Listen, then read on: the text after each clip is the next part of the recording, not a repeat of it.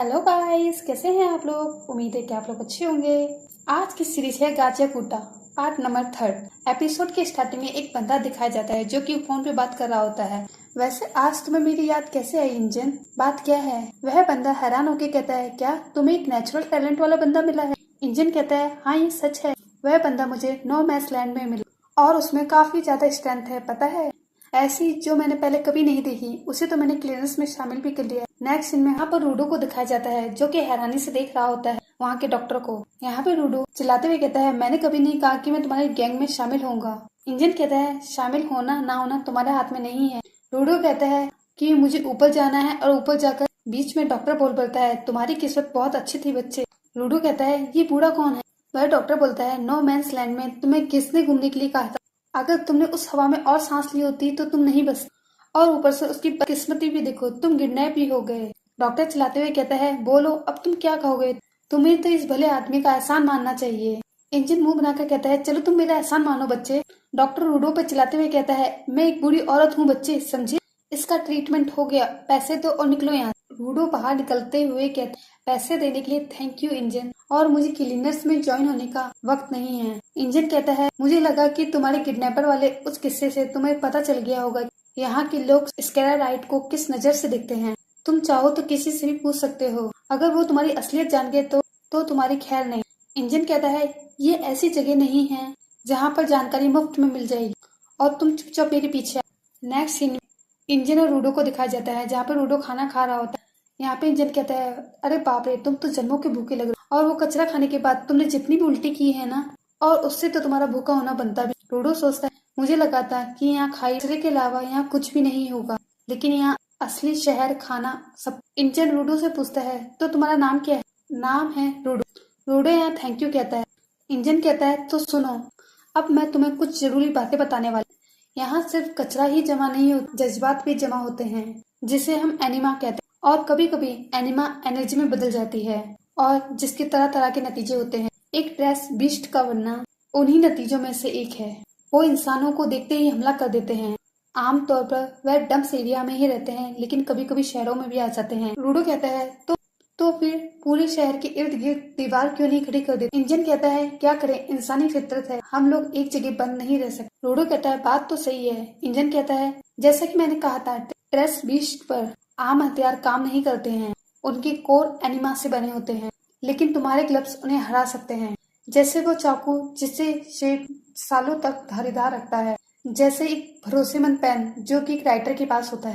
जब कोई इंसान किसी चीज की लंबे वक्त तक अच्छी तरीके से देखभाल करता है, एनिमा उसमें आकर बस जाती है। ऐसी चीजों को हम वाइटल इंस्ट्रूमेंट कहते हैं, पर ऐसे बहुत कम लोग हैं जो वाइटल इंस्ट्रूमेंट की ताकत को बाहर निकाल सकते हैं। रूडो कहता है, तो तुम कह रहे हो मैं उन लोगों में से हूँ जो ऐसा कर सकता है? इंजन कहता है, ये सच है, हम दोनों में ही वही ताकत है, हम गिवर्स हैं। रूडो सोचता है, रैप्टो की बातें हमेशा से ही सही थी। इंजन बोलता है, साफ साफ कहूँ तो हम ट्रेस बीट्स को खत्म करने वाले गैंग हैं, और हमें और गिवर्स की जरूरत है। रूडो कहता है, और इसलिए तुम मुझे शामिल करना चाहते हो, और अगर मैं राजी हो गया तो तुम मुझे सच में ऊपर जाने का तरीका सिखाओगे? इंजन कहता है, वैसे सच तो ये है, वैसे मुझे भी नहीं पता कि वापस ऊपर कैसे जाते हैं। यहाँ पर रूडो हैरान होके कहता है, पर तुम तो ऐसे ज्ञानी बन रहे थे जैसे तुम्हें सब पता हो।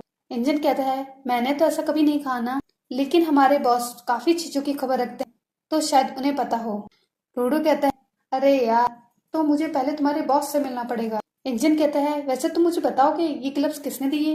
रूडो कहता है, ये मेरे डैड ने दिया, ये ग्लव्स ही हैं जो मेरे पास उनकी इकलौती याद है।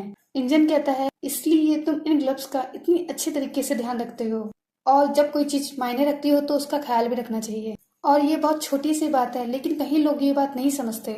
तुम्हारे ये ग्लव्स अच्छे हैं, इनमें जान है, इनका अच्छे से ख्याल रखना।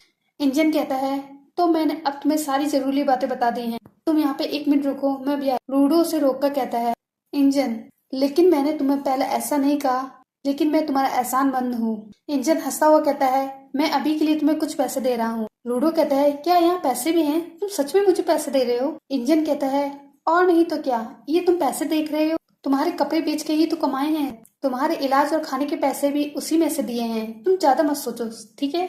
और प्लीज मुझे थैंक यू मत बोलना। रूडो गुस्से में कहता है, तुम्हारी हिम्मत कैसे हुई मेरी कपड़े बेचने की? इंजन कहता है वैसे भी तुम वो स्टेरॉयड वाले कपड़े पहन के थोड़ी ना घूम सकते थे, और मेरे बताने के बाद ही तुम्हें पता चला। रूडो गुस्से में कहता है तुम ऐसा ही करते हो गधे कहीं के, जाओ तुम कुछ ठंडा जाके पी लो बच्चे, मैं तुम्हारे ट्रेनर से मिलने जा रहा हूँ और तुम यही इंतजार करो। रूडो मन में सोच रहा था एक बार मुझे ऊपर जाने का रास्ता मिल जाए और इन्हें बेवकूफों से पीछा छूटेगा। यहाँ पे कैट आ जाती है और उसके पैसे चुरा के वहाँ से भाग जाती है। रूडो उस कैट का पीछा करता है और कैट का पीछा करता हुआ तो एक टाइम पे गिर भी जाता है, फिर उठ के उसका पीछा करने लग जाता है।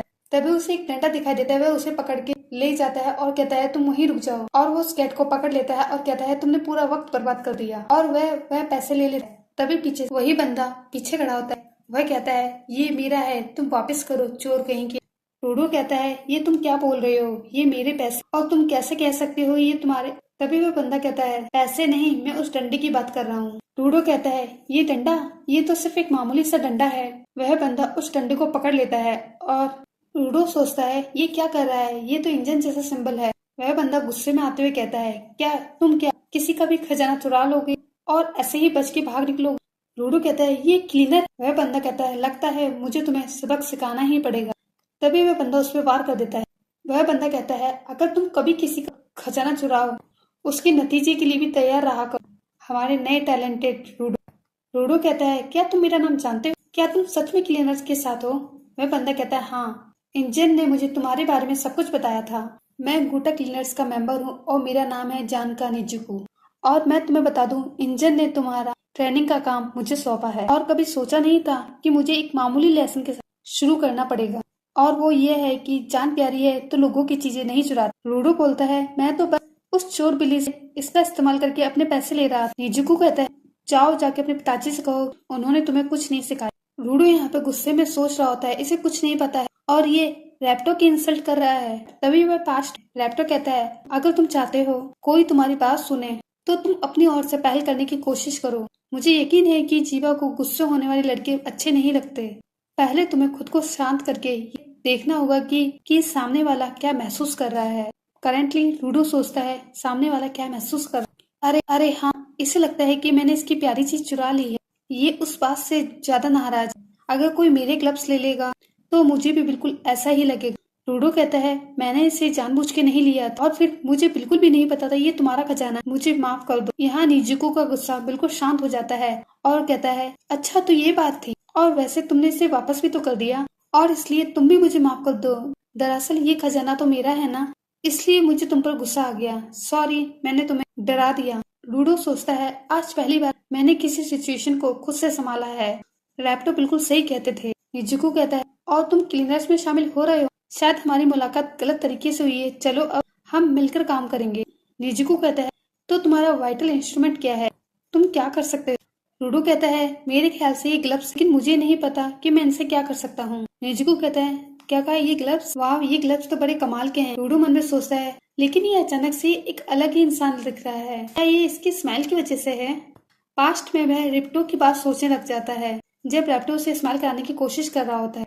इसका मतलब कि स्माइल से सच में इतना ज्यादा फर्क पड़ता है ना, और क्या मैं स्माइल कर सकता हूँ। मैंने स्माइल करने की काफी प्रैक्टिस की है और शायद मुझे स्माइल करना आ गया होगा। अब वह हिम्मत जुटा के कहता है मैं स्माइल करूंगा और मैं स्माइल करके रहूंगा। निजुको कहता है वैसे तुम्हारी क्लीनर्स में शामिल होने की क्या वजह है। रूडो दांत दिखाते हुए स्माइल करते हुए कहता है मैं अब तक शामिल नहीं हुआ हूँ, मैं जब तक मदद करूंगा जब तक मुझे वह नहीं मिल जाता जो मुझे चाहिए। निजुको ये देख शॉक्ड रह जाता है और अचानक कुछ देर रुककर गुस्से में कहता है तुम मुझे आगे फाड़ के क्यों देख रहे हो, क्या तुम मेरा मजाक उड़ा रहे हो बदतमीज। रूडो कहता है मैं कुछ समझा नहीं, तुम क्यों नाराज हो रहे हो, बस मैं तो तुम्हें स्माइल करके दिखा रहा था। निजुको कहता है और ऐसे बत्ती से दिखा के कौन स्माइल करता है, और मैंने इससे डरावनी चीज पहले कभी नहीं देखी। रूडो कहता है क्या मैंने गलत कर दिया, क्या मेरी आंखें ज्यादा खुली थी या फिर मुझे अपना मुंह बंद रखना चाहिए। अगर ऐसा ही है तो सब अलग तरीके से स्माइल कर, मुंह बंद कर। निजुको गुस्से में कहता है क्या तुम्हारा स्क्रू ढीला है, मैंने तुम्हें जाने दिया फिर भी तुम मेरा ही मजाक उड़ा रहे हो, तुम समझते क्या हो बेवकूफ कहीं के।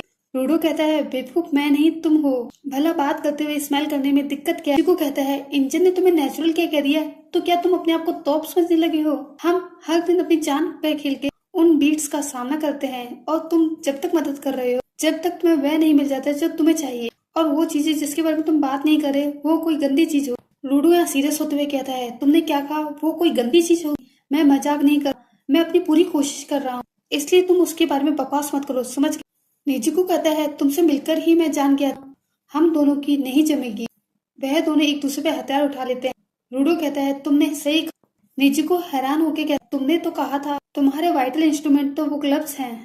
एक मिनट, तो तुम्हारी काबिलियत तो तुम किसी भी चीज को छूकर वाइटल इंस्ट्रूमेंट में बदल सकते हो। निजुको कहता है अब मैं समझा, तभी उसने तुम्हें नेचुरल कहा, पर अगर तुम्हें सिर्फ नेचुरल टैलेंट ही है तो मुझ जैसे मामूली हुनर वाले को तुम कभी नहीं हरा पाओगे। निजुको यहाँ पे वार कर देता है।